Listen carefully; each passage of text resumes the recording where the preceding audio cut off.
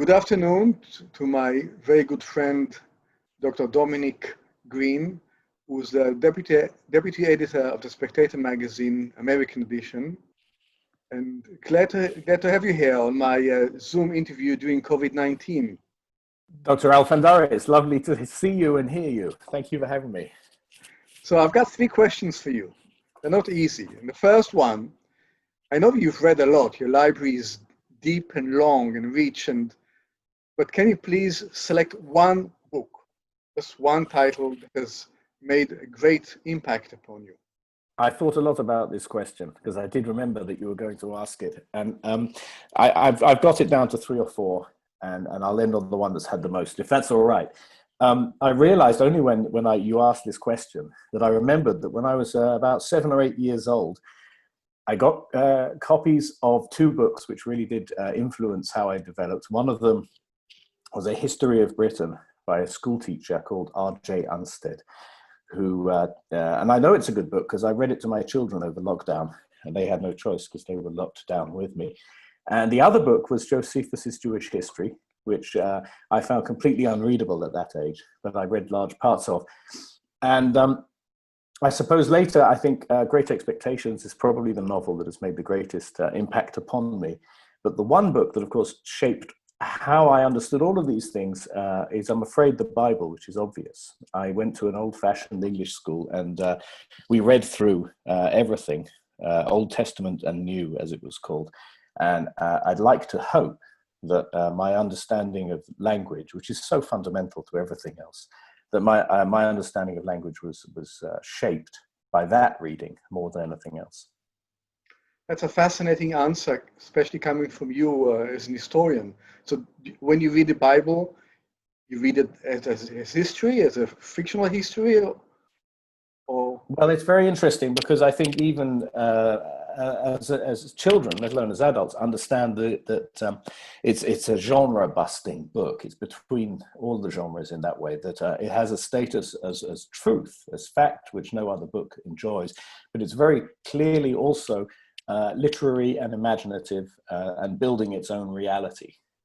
And I think that is one of the reasons actually why it's so powerful, apart from the fact that it's written, as I read it, of course, in the King James Version, which is the English language having its kind of birth moment in the way that later I understood when I was able to read in the original Hebrew, that the birth of a language is when it's at its most dynamic and powerful. And you have that sense when you read the original, but you also have that sense when you read the King James. And you don't, for instance, have that when you read any subsequent translation into English. None of them have remotely like that sense of a world being created, which the language of Shakespeare's day has. Fascinating. So if I can stay with that choice and ask you to choose one character from the Bible. Oh, Jacob. Jacob, who later became Israel. Yes. Thank you. I found that I was one of three brothers, and I found that sibling competition was a tremendous spur to get things done and become, you know, the adult, the Israel adult that Jacob becomes in the story. Great. Okay, we move on to the second question. Which film, again, you have a vast knowledge of movies, which film has influenced you the most? And well, this one I found very easy to answer, which was the film is What's Up, Doc, which is from 1972 or 73 or something. It was directed by Peter Bogdanovich, and it's a spoof caper, really. I love watching films, but I'm not convinced that cinema is an art form of the first rank. Therefore, I use TV and movies to relax rather than to sort of consciously broaden my horizons. But What's Up, Doc, I think, which is about mistaken identity and love, and has hilarious fight scenes and chase scenes. And it's also a spoof on intellectual ambition because it's set at a conference of musicologists in a hotel in San Francisco with 4 people, all with the same hold-all, getting mixed up together, and Barbara Streisand and Ryan O'Neal as the romantic couple. It's a tribute, really, bringing up Baby. That, to me, it seems to, the idea that life is an absurd comedy with a happy ending if you're lucky. That seems to me to be very close to how I've always felt it was. And so I've watched that film constantly, from childhood now. And in fact, I've forced my children to watch it. They too have memorized the script. Excellent. Now the third question. Which political event has shaped your consciousness? And by political, I mean anything that had happened in the public sphere. I thought a lot about this, and of course the events that influence us most are the ones that take place before we are born. To be born 20, 30 years after the Second World War and the Holocaust is really to be shaped by those events, even if you don't know anything about them. There were three that came to mind, and I'll put them in reversed order.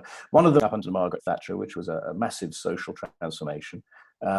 The other was the 9/11 attacks, but I was one of those people whose assumptions were confirmed rather than overturned by them.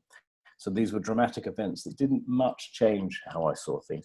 But then I realized it was actually this. It was witnessing the economic crash of 2007 and the legislation that followed in the attempt to reconstruct the American economy, because I had always hoped that the United States would be different in some way, or perhaps be able to cheat the laws of history, which is how it was set up to do, that it would be a different kind of place. But what I witnessed confirmed that actually it was on pretty much the same track as any other empire. That what I saw was that the most vulnerable people were completely abandoned by the government. The people who'd been sold useless mortgages by the government often, they were totally abandoned, and the government of the Democratic Party, which was meant to be the party of the people and the worker, the Democratic Party instead bailed out the banks, and nobody was prosecuted. No major laws were changed. And I was witnessing major civilization pressing the fast forward button towards its own destruction.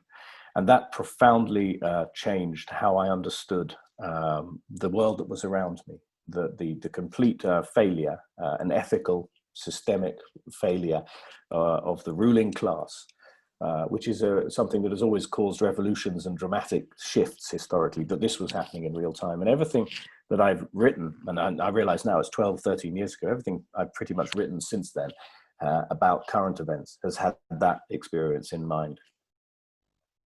Thank you. Okay, to conclude our conversation, is there something you want to say to the world as a farewell message? Yes, of course. Read more books, read history, read literature.